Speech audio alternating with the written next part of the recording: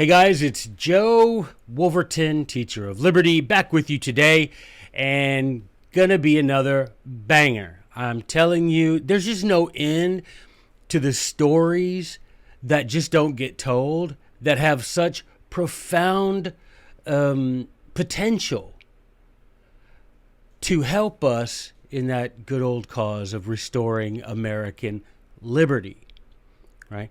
We have got to awaken and arouse our faculties.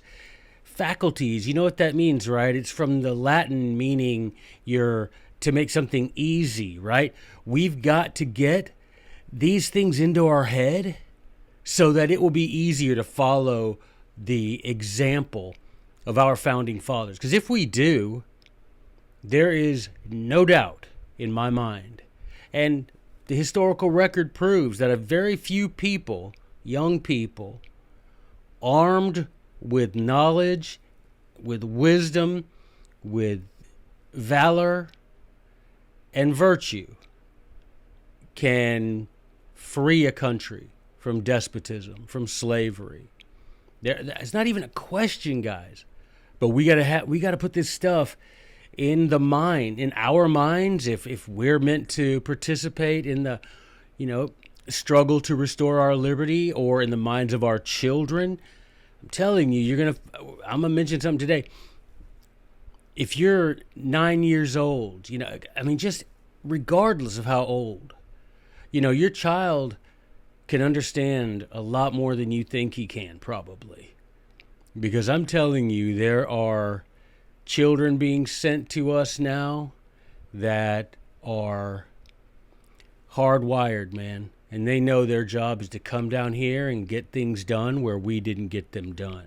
So I'm grateful for y'all being here. I really, really am. And I hope that this is something that you share. And again, guys, I know that I've seen it too. Hit that subscribe button and I do want you to subscribe. Not for ego and not for monetization. You understand, this is millions of subscribers away from monetization. What I want is a return to civilization. I want our values restored. I want our virtue restored. I want the Constitution restored. And so if you share this, you never know what person might actually, who you don't know to be, siding one way or the other, sees the podcast like, okay, I can get behind that. I can understand what he's saying. And not because of me, but the message. These messages haven't been taught in so long. And I'm telling you, man, you put this old wine in new bottles, and it just gives it a certain flavor that it didn't have before. Because the rest of us, we're not, I guarantee you've never heard this story. But if you have, you've probably heard it distilled through some professor summarizing a textbook, which summarized a popular history, which summarized, ancient history. This is so many, layers of misinterpretation and agenda. Frankly, I don't have an agenda other than the good old cause, man. Let's make our founding fathers proud of us. Let's not have their blood wasted on us. Let's show them that we're grateful. Yeah. All right. So I wanted to start out with a quotation today. Of all the ages of the world, they have not produced a greater statesman and philosopher than Cicero. That was John Adams in his defense of the constitutions of government of the United States. He was talking about the constitutions of each state. The world has never produced a greater statesman and philosopher in one than Cicero, and it is. Today, we're talking about a couple of varsity squad ancient Romans. We're going to talk about Marcus Antonius, a.k.a. Marc Antony, and Marcus Tullius Cicero, a.k.a. Cicero, Cicero, for those of you who had Latin teachers that We're too clever by half. I want to remind you of something Thomas Jefferson wrote in a letter to Henry Lee in 1825 about Cicero. He said that Cicero was one of his chief influences in writing the Declaration of Independence. It's Aristotle, Cicero, Sidney, and Locke. Okay, along with the sentiment of the day, he said. But Cicero, he named these books as elementary books of the right of the people. So Cicero, heavy, I mean, God, if I have to even tell you, Cicero, man, you cannot get a book. Now, I'm not talking about popular book like Thomas Jefferson, what do they call it? American Sphinx. By the way, if you own that book and it's ever cold outside and you don't have heat, burn that book. It is so full of rubbish. I don't know. I mean, popular rubbish. So I guess that makes it a little bit better. You know, if you put some, what is it? What do they say in Spanish? Aunque el mono se viste de seda, mono se queda. Even though the monkey puts on silk, he's still a monkey. So I guess popular rubbish is still rubbish. But anyway, I digress. Remember, Thomas Jefferson, Cicero is one of the influences that are found in the principles that he included in the Declaration of Independence. All right, so you got Marcus Antonius, Marc Antony, Marcus, it's the Battle of the Marks, Marcus Tullius Cicero, a.k.a. Cicero. Now, I want to share with you real quick how Roman names work. Have I already done this? Anyway, I'm going to do it again. So if I've already done it, maybe it's your time for a beverage. Maybe it's your time to take a little nap. But I'm going to share how Roman names work again because some of y'all are new. P.S. Grateful for that. We're getting ever closer to that 1,000. And one of y'all lucky people are going to be like getting his lovely Library of Liberty. A little one. Don't get crazy. But there's probably, I don't know. I'm trying to think. Maybe 5 books. I mean, but they're substantial books, man. We're talking a good little library for someone who is wanting to, that's willing to learn, right? And that's the thing about the podcast, too, by the way. Be humble enough to recognize that you might not have been taught something and you might have been taught wrong. I don't think that I came down from heaven with all this stuff in my head. I had to come to that conclusion that, wow, I've been taught a lot of lies. Now, I should say a lot of errors, because I'm sure most of my teachers, they weren't like, how shall we fool them today? No, they just were taught wrong too. So I shouldn't say lies, errors, mistakes. But I had to come to that. So be humble enough that you don't just, it doesn't agree with me. I wasn't taught this, so it must be false. Just relax, man. Relax and realize that, there are things you might not have been taught, and the things you might have been taught in relation to these subjects might have been erroneous, okay? Just chill with me. Just relax. Let's talk about some good stuff, some good principles. And you're not going to have to get worked up about politics because I don't meddle in that nonsense, okay? I'm not equipped to meddle in that nonsense, right? And so just relax and understand that we're just here I'm honestly just here, share a message that helps us increase our virtue, valor, and vigilance, y'all. The 3 V's, right? That's all. That's why the little bracelet, which, by the way, you can just email me or message me, comment or whatever. The little bracelet, there is no liberty without virtue. I think they're what are they, $3, yeah. So, pretty cool to have it. And it's like a walking billboard because people say, what does your bracelet say?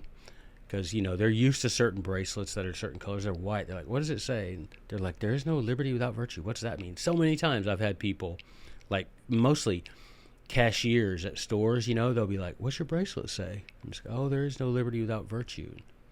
What does that mean? Is that a church thing? And I'm like, Well, no, not a church thing, but anyway. Let's explain how Roman names work, shall we? So, Marcus, so let's just use Marcus Tullius Cicero as an example. Marcus is his first name.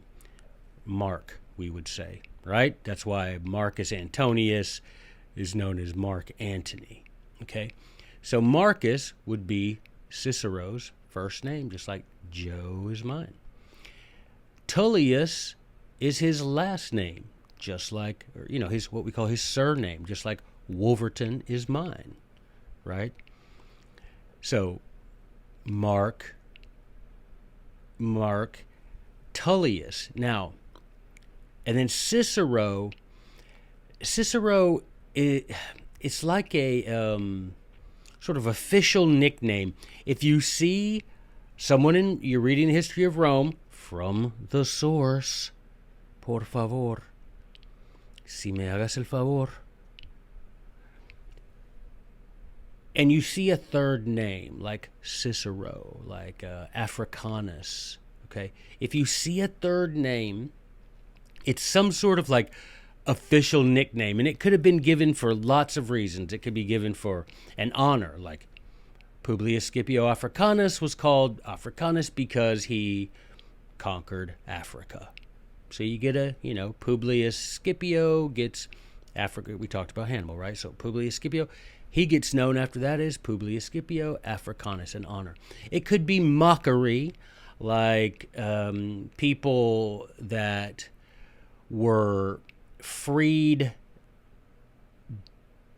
I don't want to get into the story, but a criminal, if you were let off because of corruption, they would often stick the official nickname of like the lucky one, like Felix, right?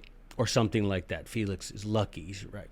It technically means happy, but in Latin, Felix, it does mean happy, but it means lucky, okay?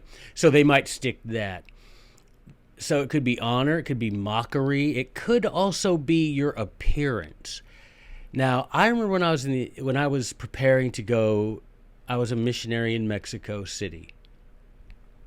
As I was preparing to go down there, when they were, like telling us about the culture of Mexico, one of the things they said is they will just call you names based on your appearance. Whitey, tall boy, chubby boy, all of, blondie, whatever. Yeah, zit boy. I mean, and they don't do it out of meanness. It's just part of their culture, and it's people accept it, And so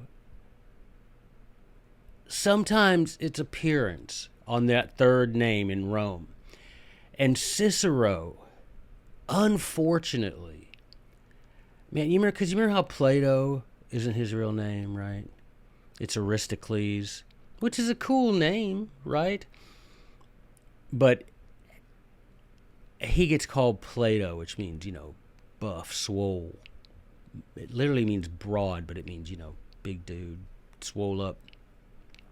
Which is cool. If you're going to have a nickname, you want, like me, be called the handsome one. Duh. No, come on. I'd be called the most handsome, whatever, Joey.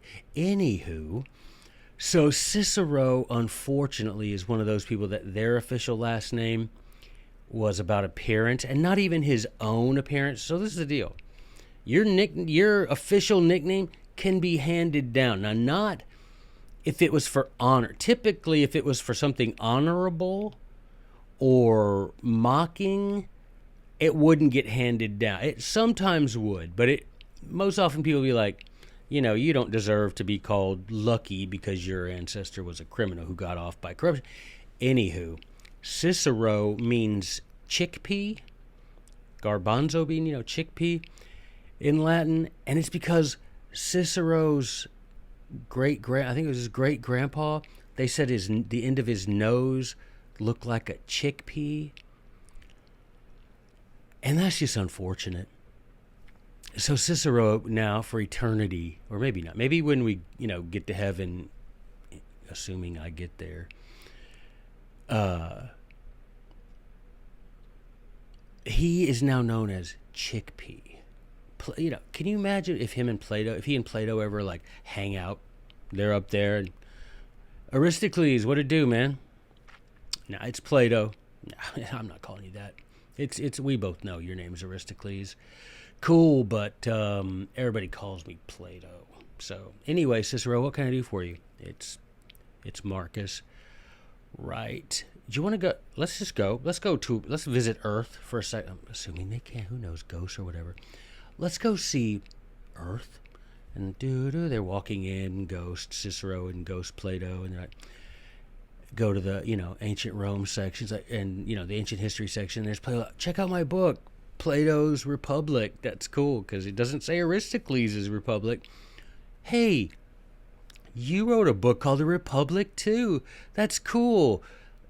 Oh, it doesn't say Marcus Tullius' Republic. It says Cicero. Well, anywho, let's go have some lunch while we're... You see what I'm saying? Cicero, Chickpea? Man, come on. So, that brings me to another point. The Founding Fathers often did not call Cicero, Cicero. They called him Tully, which is the English version of Tullius. So, it would be like, you know how Marcus Antonius gets called Marc Antony? Cicero would get called Mark Tully. Now, they didn't call him Mark Tully. Of course, they didn't call Mark Antony. I guess sometimes they did because Shakespeare. But anyway, if you're looking up in the writings of the Founding Fathers and you want to make sure you see all the references that they make to Cicero, you're going to need to look up Cicero and you're going to need to look up Tully, Tully. That's the name they usually use. And so, even to the degree that to get into Harvard, you had to be able to recite passages from Cicero to be accepted into Harvard. You had to go and you would sit in front of some some professors, and they would give you an extemporaneous quiz on your Latin and Greek and history and stuff. And you had to recite. So Harvard, in its instructions, it says something like, be able to recite such and such from Tully. Like even in Harvard, it says Tully. It does not say Cicero. So that's interesting. So if you're ever like, I want to look up what the Founding Fathers said, remember, most often they will call him Tully. They do call him Cicero, like the quotation I had from Adams and the one from Jefferson. They will say Cicero, but most often you'll see Tully. All right? On to today's story. So now, the event, I decided to tell you this story. I had another story picked out. I know, I say that every week. I had another story picked out. But it's one of these on this day in history. Now, the day that this stuff that I'm telling you today took place was September 2nd, which I realized it'll be Thursday, August 31st. So a couple of days. But maybe some of y'all watch it, by then. So anyway, I'm doing this because it's on this day in history, but I'm also doing this because I think this story, I think we need it. It's a coincidence that it's on this date, but I think we need to hear this story. I think there's a lot we can learn. We have elections coming up, and not just federal. Do not fall into that trap, guys, that, you just pay attention to who's president and senator and house. Don't get into that, man. Remember, we got to make America states again, right? D.C., that place, never should have drained that place. Now what we need to do is focus on our states, making them strong so that they assert their sovereignty. And you got to elect guys to your state. I know some of you like, I never really pay attention to state stuff. You need to start, because you need to elect guys that are going to say, yeah, I'm not forcing unconstitutional acts of the federal government on the people of my state, okay? But we have elections coming up, and this story, I think, is important for that reason. All right. First things first, I'm the realist. Nope. I'm not. I might be. I don't know, but that's neither here nor there. So Cicero really did not like Mark Antony because Mark Antony was a tyrant. Now, Mark Antony hated Cicero for a couple of reasons. Cicero called him out on his stuff, which, no one likes being called out on their stuff, right? And also, Cicero condemned Mark Antony's stepdad and had him executed for treason because he participated in the conspiracy of Catiline. And Mark Antony grew up with his stepdad, a guy named Lentulus. And, he did participate in the conspiracy, And I'll do a video about the Catilinarian conspiracy because that is a kooky story. That's a story, if you can believe it, that I actually agree more with Caesar than with Cicero. When even saying that, I get a little nauseated. Okay, a little bit. I get a little bit, just a little bit. But it's true. So Mark Antony, he had it in for Cicero because Cicero was consul. Remember, there's 2 consuls every year. Cicero was consul, and Lentulus was, part of that conspiracy. So he was condemned to death by Cicero. So Mark Antony, that's my dad, or it's really his stepdad, but he raised him. So you know what that's like. Anyway, that's, and treason, by the way, and sedition and insurrection, those are words that get bandied around way too much today. Man, I need to do an episode on that, treason, sedition, insurrection, because some of y'all be doing my head in, man, with who committed, an insurrection and treason and rebellion, and I'm like, do y'all even, not y'all, I'm talking about these, I'm talking about the people that have other podcasts and the people that hate anybody of the other party. You know what I mean? And so that word treason, that word insurrection, that all gets bandied about way too much today. But in the case of Catiline and his conspiracy, that was accurate. Straight up. Now, before he became a tyrant, on to the story. Mark Antony was infamous for being a man who lacked virtue or virtue and wisdom. He hung around with guys from a very early age that you'd be tempted to say were a bad influence on him. But in the case of Mark Antony, it's hard to know which way the bad influence flowed. Because he's one of those guys that, man, from early on, you're saying, that kid's, it was like if he lived today, you'd be like, that kid's going to end up dead or in jail. You know what I mean? Anyway. Antony, just to give, example, Antony cheated people in business deals. He enjoyed the company of other men's wives. He had a few wives himself, right, Antony? And one time, he was married to this lady, and he didn't want to be married to her anymore. So he's like, he invites his wife's father. So his father invites him to the Senate and gets up in public in the Senate and proceeds to describe his wife's alleged infidelity in front of her dad and in front of all the senators and the tribunes and stuff. It's just, basically someone should have been like, stay classy, San Diego, because that dude was just not classy. Not classy. Now, if your main source for information about Mark Antony is William Shakespeare, you should know that Shakespeare based his Roman and Greek historical plays on Plutarch's parallel lives, okay? So, if you want to see, for example, you're like, oh, I want Antony and Cleopatra, and you go and you look at the biography of Antony in Plutarch, you can say, oh, I see. Shakespeare, he Shakespeare's it up, which is good because, Shakespeare's awesome. Also one of the people most frequently quoted by the founding fathers. But Shakespeare got it from Plutarch, right?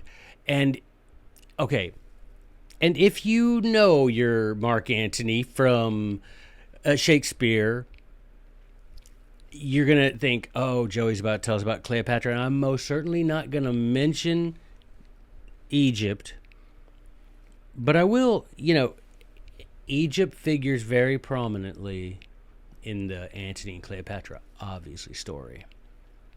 But if you think about it, guys, now this is weird, but think about this.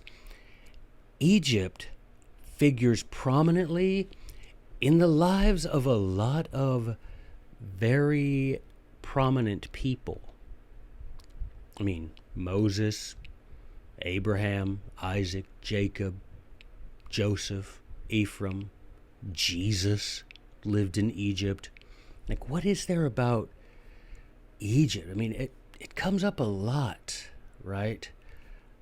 I know that there's some books you can't even read 3 verses without seeing the name Egypt come up, and it's like, what is there? But anyway, I digress, but there's something about that Egypt. But anywho, I'm not going to talk all about Cleopatra today. For today, Cleopatra is home in Egypt, getting, reclining on one of her fancy couches, being fanned by some man in a very short man skirt. Maybe being fed grapes. I don't know. What, figs?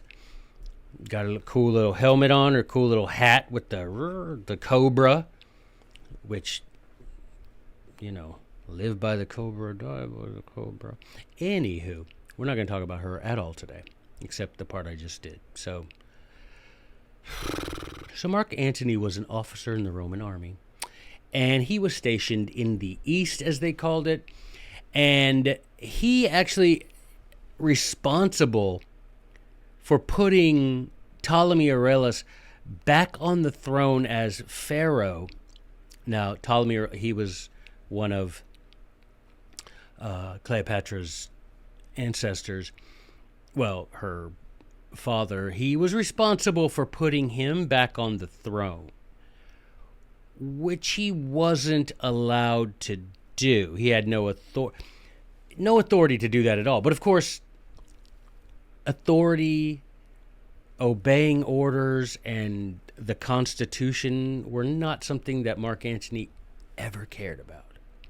But of course, Julius Caesar, who was like his idol and his mentor and his man crush, I mean, for real though, Caesar, killed like 1 million people in Gaul and Germany without any authority, in direct opposition to the Constitution of Rome. And, he's called divine. So I guess maybe Mark Antony was trying to get called a god, which ultimately I guess he did. But anywho, the only time you'll ever find Mark Antony, like, even pretending to be worried about the Constitution or the laws or virtue or anything like that, is when he's trying to get some unmerited advantage over someone, right? But we're all familiar with that, right? Politicians who put their hands on Bibles and swear to God that they're going to uphold the Constitution. And then they get there to their new little pretty palace, and they're in their oval-shaped office, and they have a cool desk, and they're like, sign this. Totally unconstitutional. So we're familiar. I mean, Mark Antony, he would probably he could be present if he ran today. If he were alive today, people would be like, that Mark Antony, smooth-talking, veteran, good with the people, kind of an edge, he would definitely be a popular politician today. Okay, but when it comes to Caesar and Antony, birds of a feather, if you know what I mean. When Antony gets back from Gaul, so that's modern-day France, right? When he gets back, it's about 49 BC, before Christ, AD, after death, Psych, Anno Domini, the year of our Lord, right? BC goes after the year. AD goes in front of the year. Very good, boys and girls. So Caesar, when Antony got back from Gaul, Caesar used his immense influence. Caesar was extremely popular with the common folk. He cultivated that popularity with the commoners, right? He recognized, how many very rich people are there in Rome? 1, 2. How many common people are there in Rome? Lots. If it came down to it, who do I want fighting on my side? That handful of guys or that whole multitude? So Caesar cultivated that. And so Caesar used his popularity. Even though Caesar was in Gaul, Caesar used his popularity to get Mark Antony elected to what we would call like the House of Representatives. He got elected to be tribune of the people, right? Basic, very simple analogy would be like the House of Representatives. It's not exact. Please don't comment. Be like, actually, Joe, the tribune, blah, blah. Believe me, I know what the tribunes are. I know how they were elected. I know all that stuff. I'm just saying, if you have to make a kind of analogy, consuls are president, Senate is Senate, tribunes, House of Representatives. Ish, right? All right, so now here's the deal. When that same year that Mark, are y'all following this? Are you following it? Come on, stay with me now. In that same year that he got elected, remember me telling you about how Aristotle and the messing around with election intrigue, falsifying elections? So Mark Antony got elected tribune. Now the tribunes could veto a bill from the Senate, right? That's the deal. Sorry, my eye is acting funny. So if I keep doing this, it's not because I have like a tick or something. It's because, well, not like a tick like the bug, but like a TIC tick, like I can't. My left eye is acting weird. So the same year that Caesar used his influence to get Mark Antony elected tribune, the Senate of Rome passed a bill resolving that if Julius Caesar did not disband his army before entering Rome, then he would be declared an enemy of the state, right? Which in that case means anybody could kill him, right? Now, why is that? So many of you know that, Caesar crossed the Rubicon, right? People that don't even know the story will say things like, oh, he crossed the Rubicon. I read an article the other day, let me just say this, and it was like, blah, blah, talking about Caesar crossing the Rubicon. I'm like, dude, do you know that story? Because you're making it sound like that was a cool thing for liberty. That was not a cool thing, okay? So Rome, for centuries before Caesar and Cicero and Mark Antony, Rome in their constitution had a law that no man was a soldier inside of Rome. Now, let me explain. Rome did not have at this time did not have a standing army. They had a militia of citizen soldiers. So when called into active duty to defend Rome, you absolutely would become a soldier for that time. But when that service was over, before you crossed the ancient boundaries of Rome, you had, like, let's say your legion, your brigade, your battalion, whatever. When y'all got up to the border, your commander was obliged to have y'all take off your armor, your military uniform, load those into a wagon, all your shield, your helmet, your weapons, everything, load those into a wagon and have them sent into Rome. And the soldiers entered Rome as citizens, just wearing the clothes of a citizen, not the uniform of a soldier. It was illegal, and it was considered an attack on the liberty of Rome, okay? So the Senate, in that year that Mark Antony got elected tribune. The Senate passed a bill because Caesar was up at the border, the ancient border, the Rubicon River. Now, if you looked on a map, you wouldn't call the Rubicon a river today. The creek here out behind my house is about the size of the Rubicon. It ain't a river. Unless you're in Arizona and y'all be like, I've never seen so much water in all my life. Let's get a raft. Anywho, so Caesar was there with his legion at the Rubicon. And the Senate said, hey, man, it's been a minute now. Disband the army and come into Rome as citizens, not as soldiers. Well, Mark Antony vetoed that, making a lot of senators and regular people who supported the Constitution and liberty and peace, made a lot of those people mad. So Antony scurried out. He fled Rome and scurried off to his man crush, Caesar, up on the Rubicon. Now, you know the deal. Caesar did not disband his legion, and he crossed the Rubicon, right? Alia jacta est, the die is cast, let's do this. And that was essentially the declaration of war against his own country. Now, if you would have asked Caesar, why are you doing this? You know, if you were like a report, I don't need to always do that voice. I should come up with a different one. Caesar, what? No, I don't know. I have to come up with a better voice. But anyway, if you were there and you're like, hey, Caesar, this is Joe Wolverton from, Teacher of Liberty. Why are you doing this? Why are you crossing the Rubicon, all soldiered up? He would be, why are you coming in heavy, as they say, right? He would be like, well, the Senate, they're just, they're full of people who don't, they're a bunch of rich men north of Rome, who do not have the best interests of the Roman people in mind. So I'm going to go down there, and sometimes you have to take extraordinary measures to deal with extraordinary threats to liberty. So I'm going to go in. Now, I know it's against the Constitution, but I'm going to tell you what.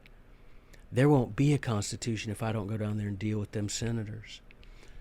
That's what Caesar would have told you. And the people are like, yeah, we need Caesar to come in and get rid of these politicians. Now, that's what he was saying. Now, in reality, Caesar's like, I'm fixing to make myself the sole ruler of Rome. Because who's going to oppose me when I've got an army?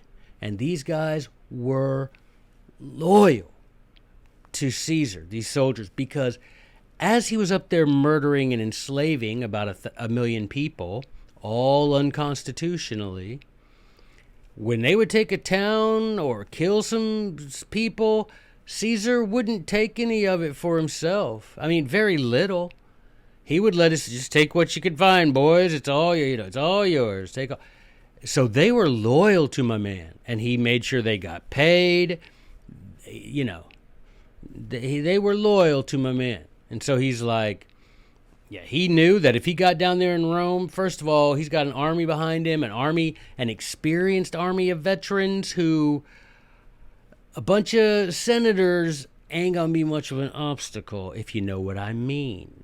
So, there are those, and this is what I'm getting at, there are, ancient historians, modern historians who say that, well, the reason Caesar essentially declared civil war against Rome is so that he could create an emergency as an excuse to violate the Constitution, as to sort of put the Constitution, on pause.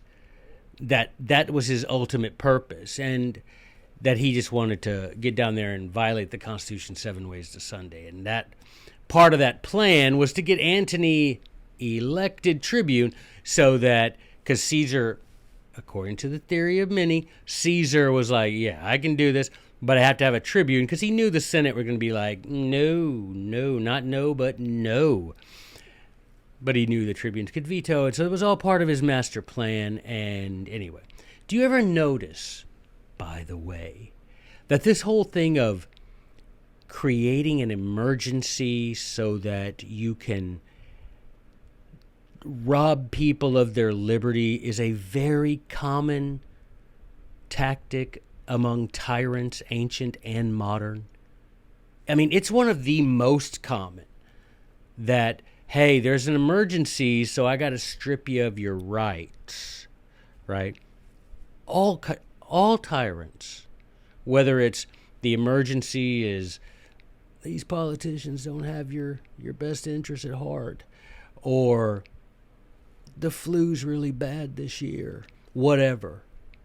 They find an emergency, and there's not a real one, they'll create one for the purpose, and it always requires, for some reason, the Constitution, whether it be the Constitution of Athens with Pisistratus, Constitution of Rome with Caesar, Constitution of the United States with everybody for the last 160 years, that we got to put the Constitution on pause for this emergency, right? Always. Anyway, I got to make this story shorter. I know. I say that every week, but I get into this stuff, y'all. I know that some of y'all are like, oh my gosh, this boy with his stories. But there's a point to the stories, and I like telling stories, and I think that telling stories is a good way to get principles across. I really do. And so I tell the stories. But then I do things like this. I vamp in the middle of the stories. Why do I do that? I don't even know. Okay, so Caesar marches on Rome with his army, and most of those brave senators who declared him an enemy to Rome scurried out of Rome. They fled Rome in bravery. Brave, brave Sir Robin, he bravely ran away. Brave, brave Sir Robin, when danger reared its ugly head, Sir Robin turned his tail and fled. Brave, brave, brave, brave Sir Robin. Extra points for, and you all know what that reference is from. Anywho, that's what happened to the brave senators of Rome. Caesar comes in heavy with his legion, and they're like, pew, like seriously, like dust just everywhere. So, any one of them that voted like, hey, enemy to the state, they all buggered out because they're like, Caesar is gonna, he's not here to be like, I appreciate your principled stance. I appreciate your defense of the Constitution. Now, do you mind kneeling over there with your head on that block? I want to get a picture. You know what I'm talking about. Why is my tyrant always that same guy? I don't know. Anywho, so Caesar heads off to Spain to chase down Pompey the Great. So there's a guy. He got a third name, Magnus. I mean, seriously, the Great. Like Alexander, right? Magnus. I mean, that'd be cool, right? That'd be cool to have your official nickname be the Great. But anywho, so Pompey has loyal soldiers in Spain. And so Caesar's like, yeah, I'm going to go kill those people loyal to Pompey. And Pompey had scattered, right? So he leaves. Caesar leaves. When he comes into Rome, by the way, he just takes control. He's the man. As of that moment, he's the man. He goes to the treasury, just empties that, handing it out to the soldiers, handing it out to common folk, handing a lot to himself. And he's just like, just raid the joint, right? Just raided the place. It's like if someone said, hey, go into the treasury, and you just took a big old stack of hundreds or whatever. You know what I'm saying? Caesar went in, and you could tell right then, displayed who he is. Because he could have gone in and been like, okay, let's sit here, let me send a thing to the guys saying, look, yes, I did this, but I was genuinely afraid for the liberty of people because y'all had been, which wouldn't have been true, but at least would have seemed logical. No, Caesar went in and just took over the joint, raided the treasury, the whole shebang. So when he heads to Spain to deal with Pompey and his soldiers, he leaves Mark Antony in charge of all of Italy. So, that doesn't sound like a bad idea. Who do I want being in charge of Italy? Let's see. Who is, a virtuous guy that I can trust with power? Eventually, Caesar defeats all his senatorial rivals at the Battle of Pharsalus, and he heads off to war with the Parthians, once again leaving Antony in charge of Italy. And Antony did what Antony does, and he stole a bunch of money, and he stole a bunch of dudes' wives, but only now Antony could do this, and he wasn't afraid of anything.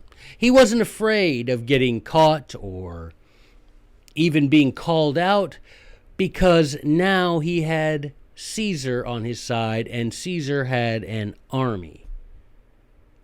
Now, in 44 BC, that fateful year, Caesar and Antony were elected consuls, and the Senate, now reformed after Pharsalus, the Senate, Battle of Pharsalus, right? The Senate is reformed, and they're back in Rome and ready to do whatever Caesar says at this point. It's just whatever he says. So they make a bill declaring Julius Caesar a god. Now, Divus Julius, the divine Julius. And they named Mark Antony as his special high priest of the divine Julius. I mean, these two. You talk about bromance. Whew. What is that? I can't quit you, Caesar. I can't quit you either, Marc Antony. I mean, ugh. So, well, one thing that's funny is like Caesar also had the Senate declare him dictator for life. Now, Marc Antony, and it's all planned, y'all. But Romans at the time would have been like Americans today, like, oh my gosh, they had a big party, right? Today, it's the equivalent of Valentines Day, and it's where we get a lot of our, the little Cupid and the thing and the giving hearts, giving, cards to people. We get that from this celebration. Anyway, Mark Antony used it, and he offered a crown to Caesar. He like kneels, and he's like, Your Highness. And Caesar's like, no, I'm not a king. The Constitution of Rome forbids kings. I'm not a king. And he did this like 3 times, and everybody's like, oh my gosh, look at him. He's one of us. He doesn't want power.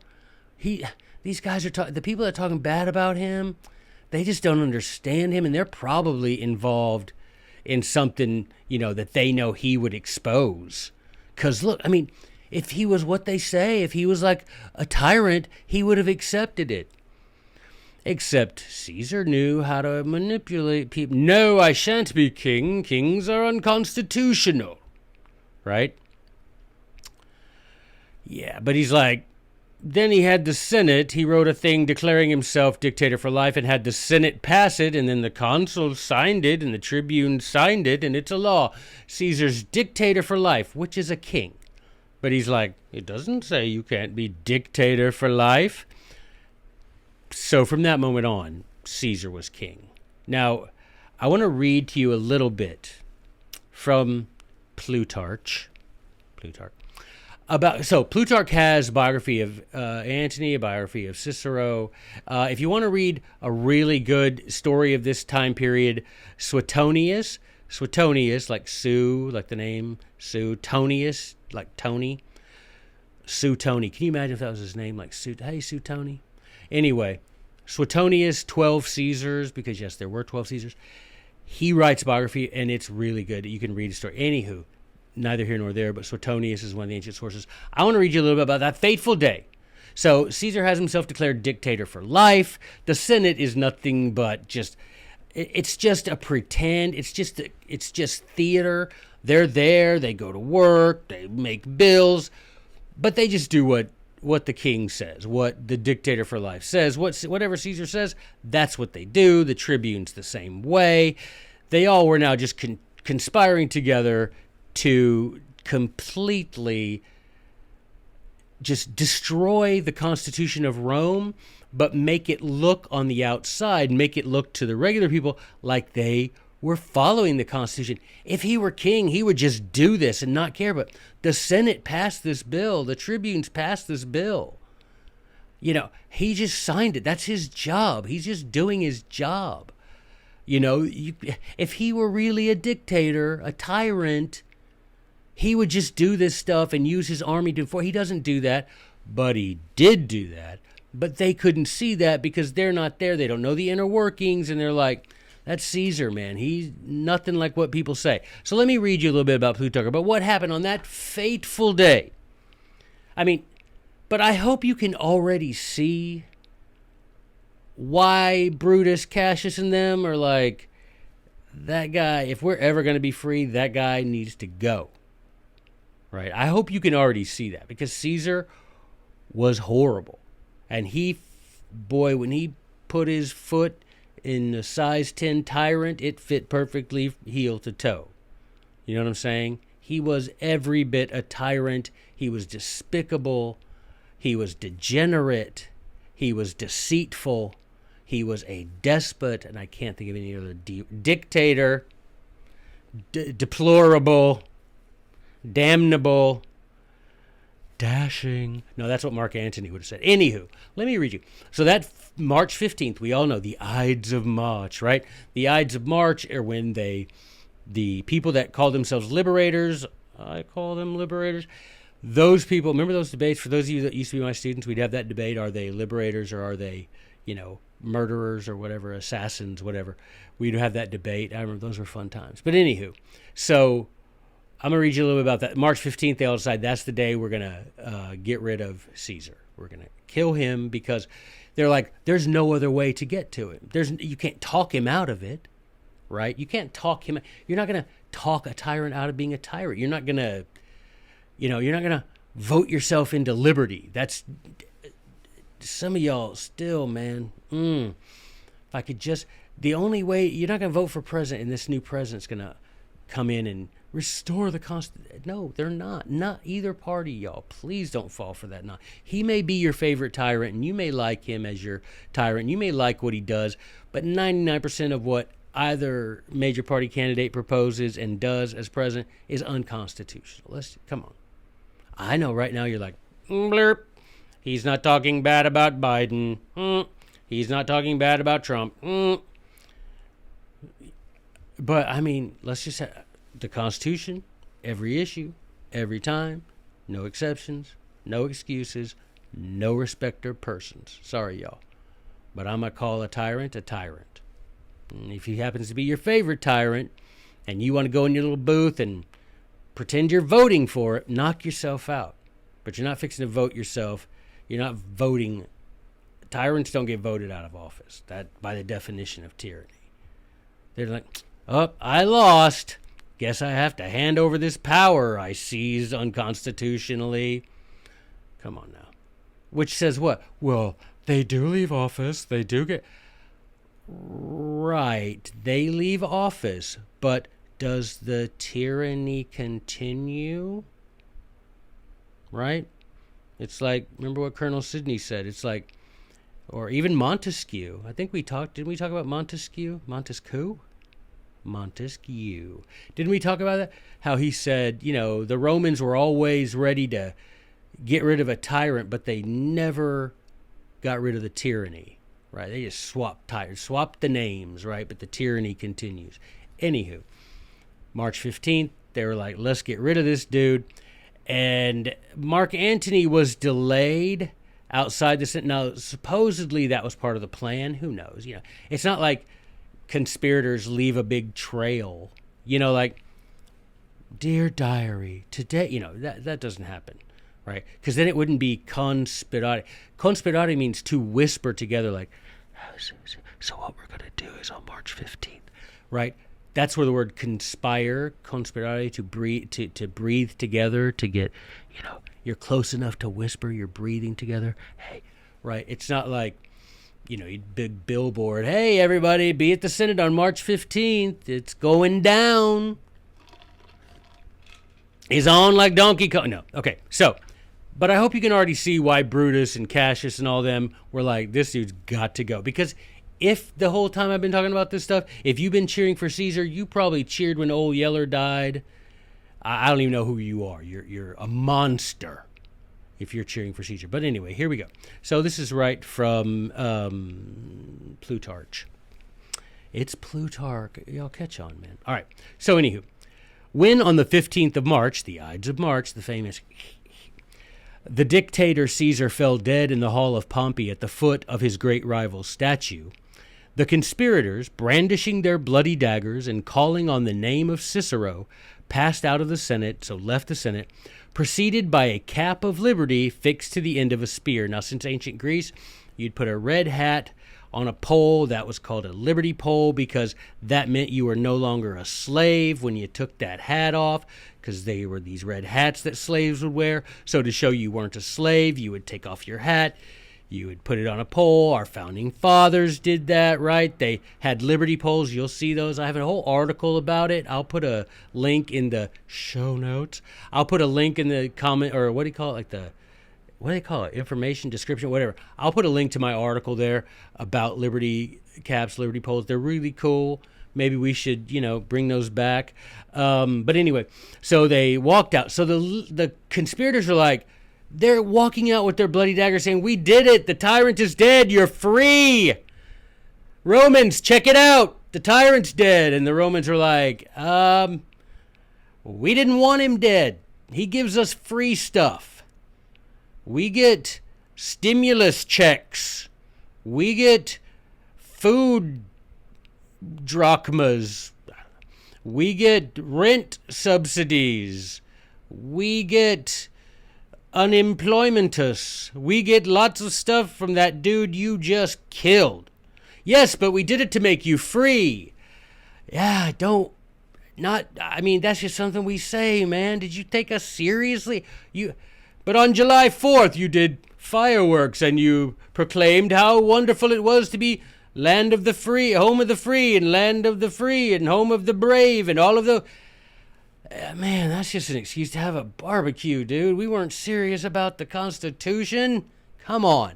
But it's back, and you're free to have free elections and not to be taxed. It's not... We weren't interested in that at all. So, if you have ears to hear... So, in the meantime, they proclaimed all that they had slain the king and the tyrant, meaning Caesar. In the meantime, Antony, Caesar's colleague in the consulship, said that by conclusion they had prevented him from being present in the Senate, and he escaped to his house in the Carinae in the disguise of a slave. So, Mark Antony's outside. People are like streaming out. These dudes killed Caesar. He falls dead at the base of a statue of Pompey. Remember, he'd been in Spain fighting Pompey? Anywho. A long story, terrible story, but anyway, it doesn't matter. Pompey ended up with the head being gone, but anyway, not by Caesar, by the Egyptians, but anyway, that should be a drinking game. Every time Joey says anyway, anywho, any one of those things, you should have a drink of a non-alcoholic beverage, whatever beverage. Okay, so they ran out. Yay, we're free. Yay, yay. Everybody, we killed him. And he's like, no. So he escapes to his house in the country, disguised as a slave, because he's like, oh my goodness, these guys are openly brandishing their bloody daggers and they're proclaiming themselves the killers of a tyrant. And the people, and he didn't know the people were going to be like, no, we don't want that. We want the old stuff. We want to pretend we want the Constitution.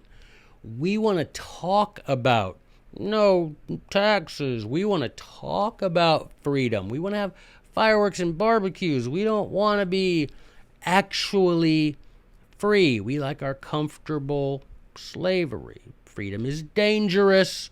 No likey. Right? But Mark Antony didn't know that at the time. He just saw he's like, I'm out, dresses like a slave, bugs out to his house.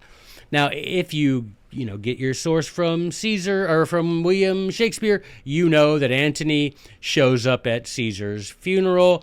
I come not to praise Caesar, but to bury him. Liar. What he did go there for was to fire the people up, make pretend to be complimenting Brutus, while what he was actually doing is firing people up into a frenzy so that they would want to kill Brutus, Cassius, and them, right? The liberators. So he comes, and you know the speech, right? He's like, Brutus is an honorable man, and blah, blah, blah. But the whole time he's basically saying, that guy murdered someone who really loved you, who really looked out for you, and you shouldn't treat them well. So now Antony, taking advantage of all this confusion and rioting and people, were the liberators good, was all of this, he takes advantage to consolidate power, right? He takes it, he even does, he takes advantage to consolidate his power. He even does this thing where he's like, goes to Caesar's house, and he's like, all by himself, mind you, but he comes to the Senate and the tribunes. He's like, you will never believe what I found at Caesar's house. And they're like, what'd you find? He's like, I found these notebooks where Caesar had written a bunch of laws. So we need to go ahead and do that, because Caesar, obviously, he wrote them, and he wrote these notes and these laws, and we all love Caesar. He is divine after all, and I'm his special high priest, so we need to go ahead and do what he wrote in his notebooks. Let's see him. Yeah, he also, you know what he wrote? On page 1, he writes, don't let anybody but Marc Antony read these. So I really, out of respect for Caesar, I don't want to offend the divine Caesar. I am his high priest. I don't want to do that, so I'm going to go ahead and not show you the notebooks, but you can trust me. I'll tell you what's in them so we can pass them as laws, right? I'll show you that. Okay. So, yeah, that's what happened. The craziest thing that you ever have heard. So, believe it or not, that story, just the fact that, here he is, he's like, all of these things added up. All of these unconstitutional acts, all the way back to Caesar doing what he did in Gaul, to, having Mark Antony elected tribune, to crossing the Rubicon. All of these things were so unconstitutional and so planned by a lot of people who profited from the tyranny. I hope we can learn that. And, Caesar's notebooks are essentially like other people's laptops.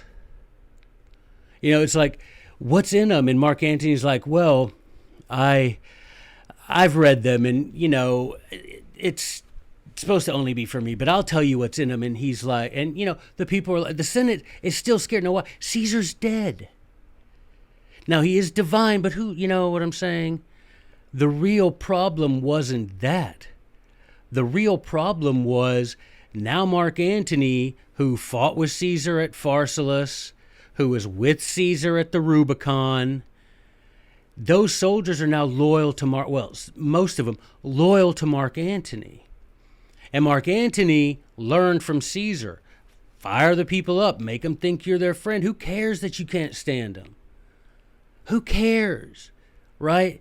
That you go on vacation, that you have gold-plated, portraits of yourself holding a white tiger or whatever. Who cares?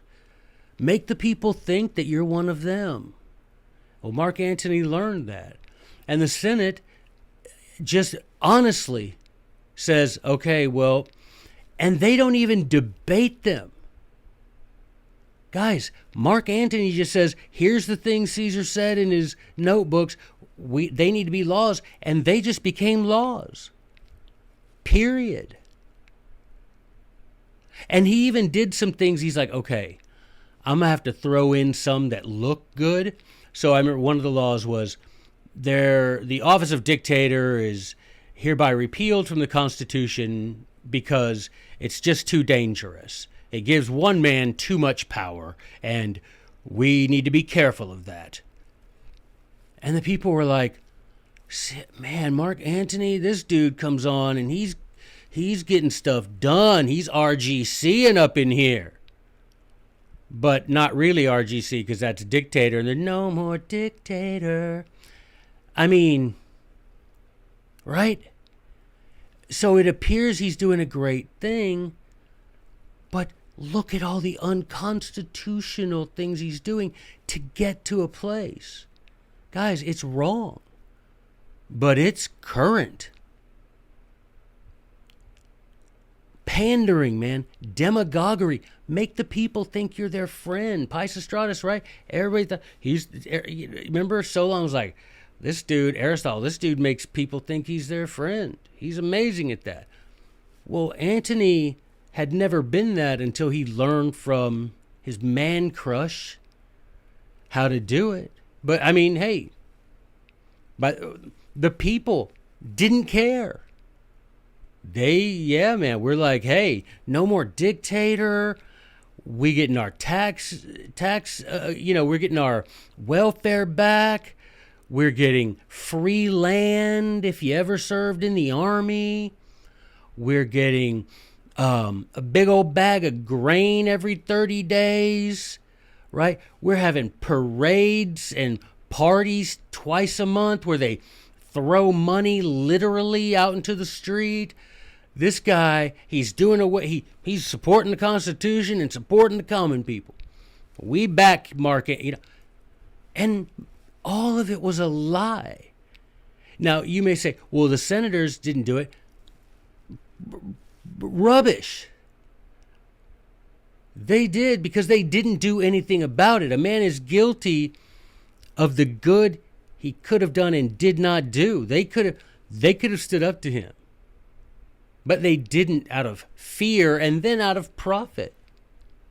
He's like, hey, you ride with Mark Antony, you know what I'm saying? Mark Antony knows how to, right?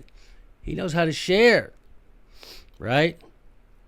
Anyway, so he names himself, so he becomes a sole ruler, essentially, of Rome.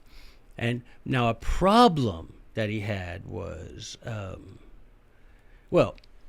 I guess I'll have to get to that later, because I'm trying to wrap this up. I know y'all are looking at the thing, you're like, yeah, you said you was going to wrap it up about half an hour ago, sport. I'm trying, man. This stuff is important. And I get fired up about it. And I like these stories because, A, they're not told, and B, guys, if you don't see how this stuff is happening, then I really think you ought to just not watch the podcast. I mean, that's not true.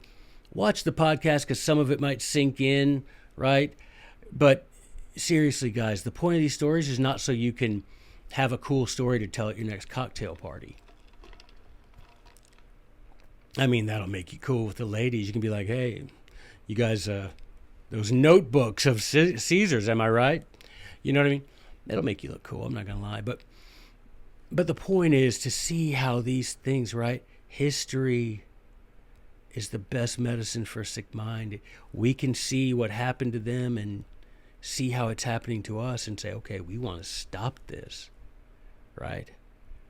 Watch this over and over again if you have missed the message. I hope you haven't. If you have, I'm not doing a good job, because there's just a path to totalitarianism, to all power in one guy. There's just a path. And all along the path, no one was calling. I mean, yes, there were a few people calling it out, but no one, the people didn't. They made it their mission to violate the Constitution while appearing to be constitutional. They made it their mission to be wicked while appearing to be righteous. They made it their mission to get the people on their side while robbing people of their liberty. Right? They made it their mission to replace liberty with luxury, virtue with vice. Right? Statesmen with tyrants. They made it their mission. The Constitution with the will of whatever party happened to be in charge. But all behind this cool facade of constitutional, I care for the people, We're doing things good to rein in the government. Come on, man. Come on. Vote for your favorite. Voting? Seriously? You're going to vote a tyrant? It ain't the tyrant, man. It's the tyranny. Tyrants are going to tyrant. It's us. Right?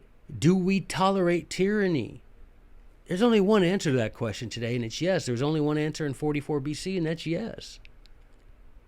Now, it reminds me of that Patrick Henry speech, right? Caesar had his Brutus, and may George III learn from their example, that kind of thing, right? But there's no arguing that anyway. So, none of the senators, they all just meekly sidestepped their responsibility to preserve, protect, and defend the Constitution of Rome. All of them. And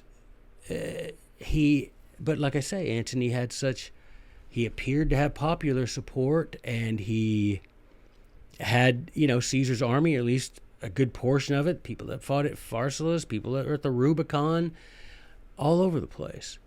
Now, the senators, while they just stood back and, they would say, well, we didn't do it. Mark Antony did. Caesar did. Well, you didn't do anything about it, Slick, so you did do it.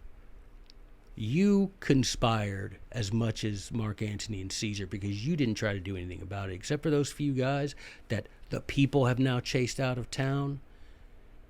Y'all didn't do anything. Cue Cicero. So Cicero is in Athens. He comes back to Rome and delivers some seriously fire speeches to the Senate, chastising them for their feckless retreat from their role as defenders and guardians of the Constitution of Rome. You all took an oath to preserve, protect, and defend the Constitution, and all you are doing is allowing other people to violate it, to trash it. That is not what you swore an oath, because they all had to swear a divine oath as well. All right? They all had to swear a divine oath to uphold the laws of Rome, right? And Cicero, he comes back from Athens. He hears what's going on. He's like, I'm going to get up in there and call some people out on their stuff. And these speeches are called Philippics. Now, they're called Philippics because it has nothing to do with Philip, but they're named after Demosthenes' speeches against Philip II of Macedon, Alexander the Great's dad, who was also a tyrant. So Cicero had that habit, right? He would just name his stuff after famous Greek things, because Cicero loved studying the history of Greece. And so, he named his book Republic because of Plato, on the laws because of Plato, and Philippics because of Demosthenes calling out a tyrant. Well, now Cicero delivered Philippics. His speeches, they're 14 speeches. They're known as Philippics. He, in a letter to one of his friends, was like, yeah, these are my Philippics. And so they're speeches calling out these senators and Mark Antony for their violations of the Constitution. So, shall we read a bit of them, boys and girls? I say that and kind of joke, not kind of, I am joking, shall we read them, boys and girls? Shall we? But you realize that our founding fathers at 10, 11 years old could quote to you from the Philippics in Latin. I don't think a PhD in ancient history could do that today. I really don't. Most of them. I'm sure there are a few that are exemplary that could do it. But most of your professors of ancient history, if you went up to them and like, hey, can you quote me some of Cicero's because the second's most, can you quote me some of Cicero's second Philippic in Latin? He'd be like, can you get an F in my class for being annoying? And you'd be like, sorry, sir. But I want you to listen to Cicero eviscerating those senators and Mark Antony. Well, Mark Antony first. But those senators who stood by and allowed Caesar and Mark Antony to destroy the Constitution and strip the Romans of their liberty. Okay? So, rather than read it to you from the actual copy that I have of them. I'm just going to read to you. I've cut and pasted some, okay? So this is September 2nd, right? 44 BC.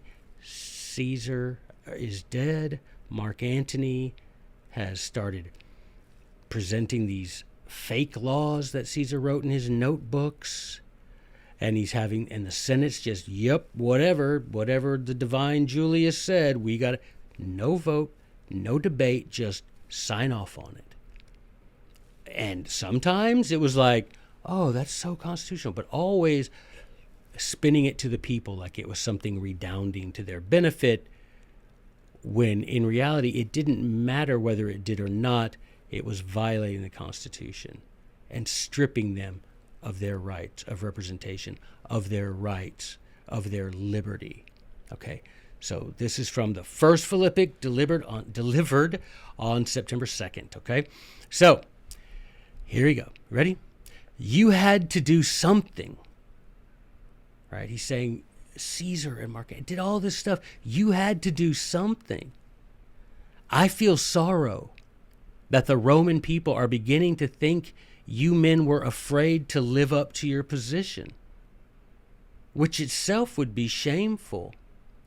But because you all did so for different and individual reasons. It would be different if the whole Senate together said, we're just going to do this, so, hoping to ride out this tyranny. But you didn't. You all had different reasons. One of you just don't care. You're on the take. You've been promised, to be consul or whatever, because they were going to continue making it look like the Constitution and elections were real. Guys, you need to know that. When I read you that stuff from Aristotle, they did that in Rome. That was long after Aristotle. That's 300 years. This stuff happened 60 something years ago. This stuff with Cicero and Marc Antony. But 300 years before them was Aristotle calling out, look out for election intrigue. Look out for people who make themselves seem popular. Right? So, but these guys were determined. We want the people to think their votes are counting. We want the people to think that we support the Constitution and we're helping them. And even in those times when we seem to maybe be violating the Constitution, we're only doing it to help them. And so Cicero is like, y'all don't even get together and say, we're just going to do this because and have a good reason. You just do it for your individual reasons. And the people are starting to figure that out. And fearlessly did Cicero stand out there, calling out the co-conspirators, not those who killed Caesar, but those who, through their silence, conspired with Mark Antony to kill the Constitution of Rome. You should be men who thought not about what you could do for the Republic, but what you personally ought to do. So you should be men that not just think about what's good for the Republic, what does the Constitution say, but how am I as a man, how do I want to be seen? What ought I to do? Should I take bribes? Should I be promised a position on the board of a pharmaceutical company when I retire? Should I buy stock in a company and become uber wealthy off it? Should I take money that's for hurricane relief and use it to build a library in my town named after me? And here Cicero's like, put to one side what you should have done for the Republic. What about what you should have done as an honest man? Right? Virtue, manliness. Fine, you want it to be unconstitutional, but who are you as a man doing these things, right? He then goes on to recount why he returned to Rome so early from his, vacation to Greece. He's like, I was fixed with such eagerness to return that no oar nor winds were swift enough to keep me from arriving in time to assure that Rome might suffer no greater harm from my delay. He's like, I was so intent that there wasn't a boat fast enough to get me back here to try and salvage what was left of Roman liberty and of the Republic. So on his way back to Rome, Cicero runs into Brutus, the Brutus that was one of the ones that assassinated Caesar. And Brutus explained, he's like, we've been chased out of Rome, and that the people have gotten behind Mark Antony and are swearing to avenge those of us who killed Caesar. Because when Cicero saw Brutus, he's like, sweet Brutus, Brutonius, what up? And Brutus is like, oh, I'm not Brutus. Dude, it's me, Tully. Oh, I thought you were Chickpea. Dude, come on now, man. Come on, you two, et tu, Brute. And I'm not Brutus, I'm Mutus. Dude, what's wrong? Why are you dressed like that? This is how I dress. No, red's not your color, and we've talked about that before. You're definitely a spring. I don't know. So right now there's people going, spring should wear red, dummy. Anywho, it was Brutus, and Brutus is like, look, man, I don't know if you should be headed back, because Marc Antony is now kind of the great value Caesar, and the people are digging on it hard. The people are liking it, and now that's why I'm here, because I had to escape. Well, Cicero is like, you know what? I'm going back, because I got to do something to save the Republic, to save liberty, to save the Constitution. So if it costs me my life, oh well. What better way to die, man, than to die in defense of liberty, right? So Cicero gets back there and he delivers what's called his first Philippic, September 2nd. And now listen to this, man. Listen to this phrase. For pity's sake, what is this voluntary slavery? Guys, I would love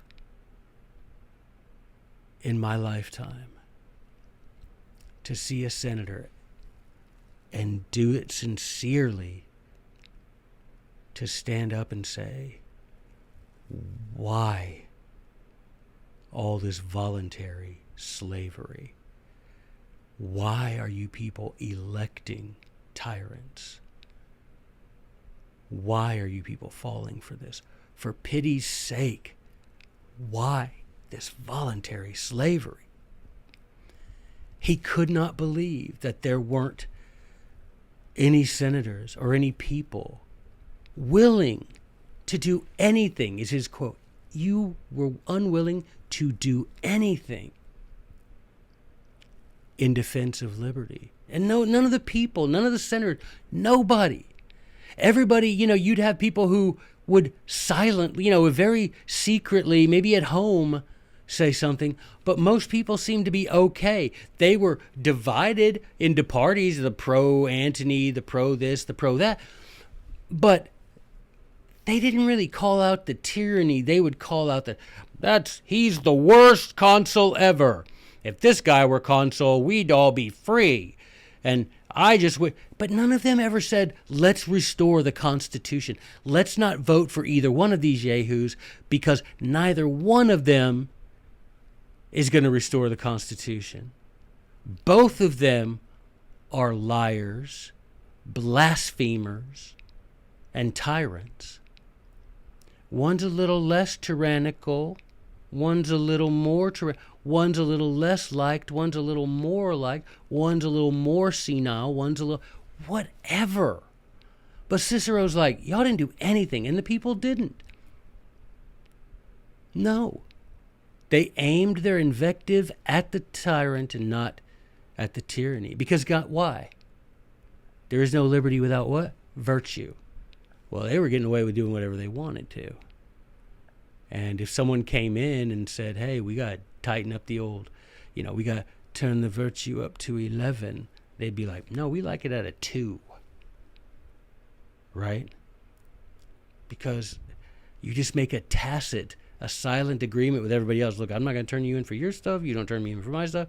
Everybody happy. And Cicero's like, I'm not happy.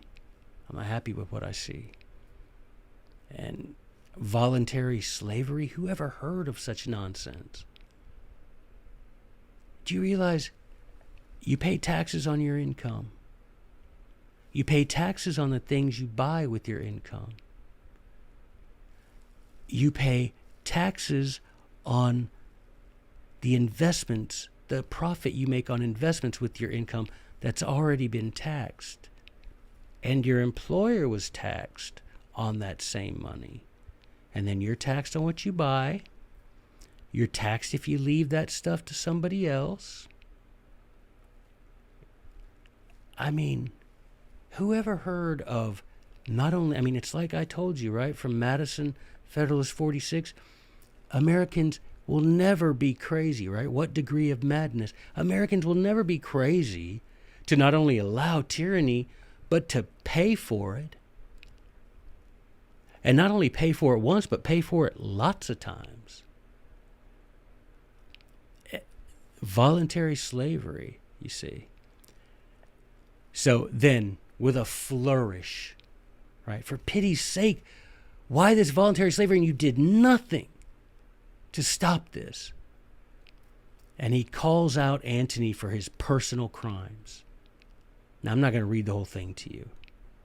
But he calls out the senators. He calls out Antony for what Antony himself was doing that was wrong against the Constitution of Rome and the liberty of the people and the virtue, the virtu that a man in office should have. A man serving as a representative of the people in a republic should be virtuous above all other men.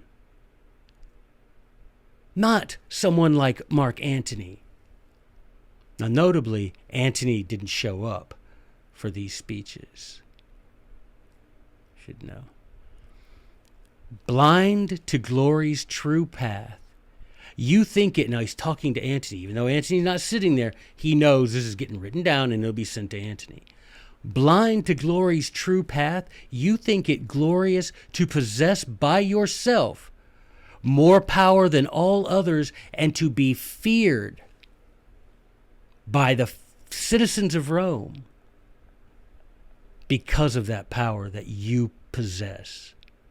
You possess more power in yourself, said Cicero to Antony, than the Constitution gives to all officers of the government combined. And you have an army and you openly go around with an armed guard lest anyone should approach you. You as a representative of the people, you as a office holder in the Republic of Rome should be a man of the highest virtue, not the worst wickedness. To be a citizen dear to all. Now this is what it truly means to be a statesman, said Cicero. To be a citizen dear to all, to deserve well of the state, to be praised and loved by the people is glorious, but to be feared and be an object of hatred is invidious, detestable, and proof of weakness and moral decay. Man, let's make Senator Cicero again.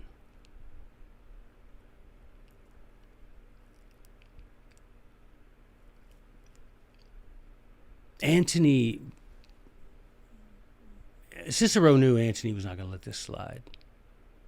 And he feared that Antony or any of Antony's advocates were going to make it where he could never speak again. So he was going to get his licks in while he could.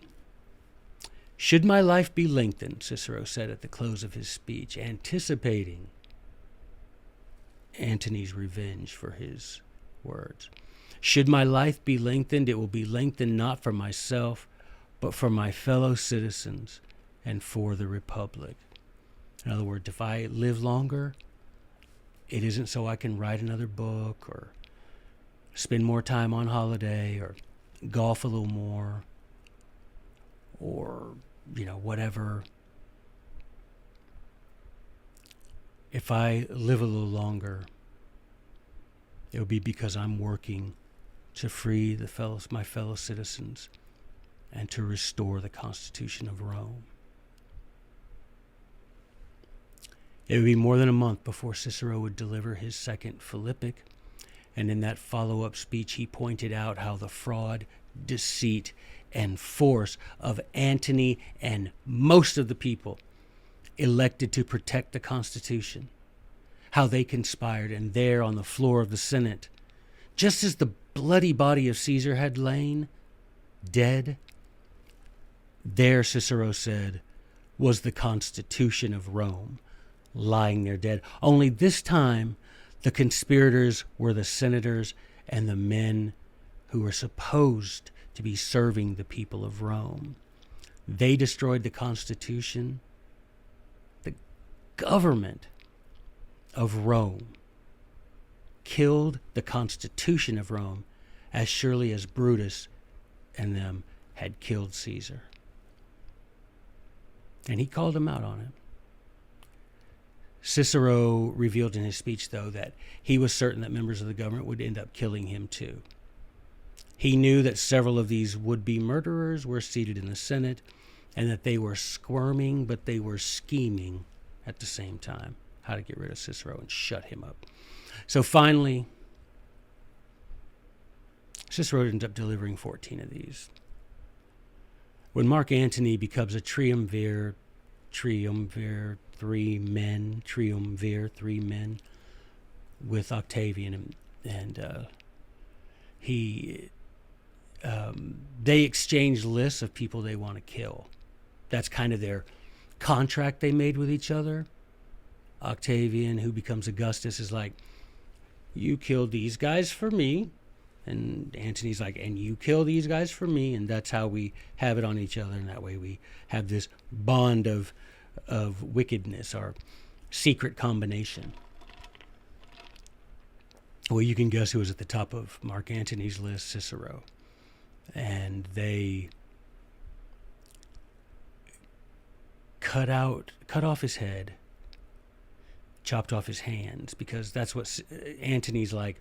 He wrote all those speeches against me, cut his hands off, and they put them on sticks and put those sticks right in front of the door of the Senate so that senators who were walking in would be reminded what happens if you write stuff bad about the dictator.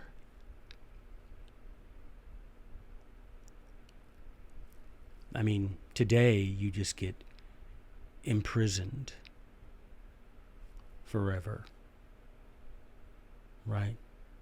You reveal that some guy is tyrannically using the armed forces in an unconstitutional way.